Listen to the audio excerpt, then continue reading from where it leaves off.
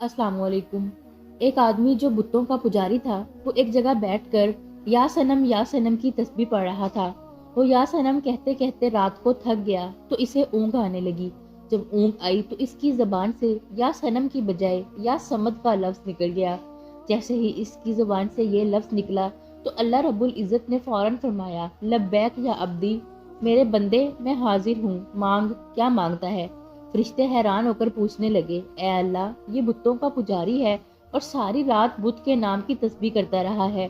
अब नींद के गलबे की वजह से आपका नाम निकल गया है और आपने फौरन मुतवज्जा होकर फरमाया, ए मेरे बंदे तू क्या चाहता है, इसमें क्या राज है।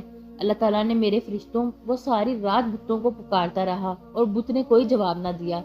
जब इसकी जुबान से मेरा नाम निकला, अगर मैं भी जवाब ना देता तो मुझ में और बुत में क्या फर्क रह जाता। जो परवरदिगार इतना मेहरबान है कि बंदे की ज़बान से नींद की हालत में भी अगर नाम निकल आए तो परवरदिगार इसको कबूल फरमा लेते हैं।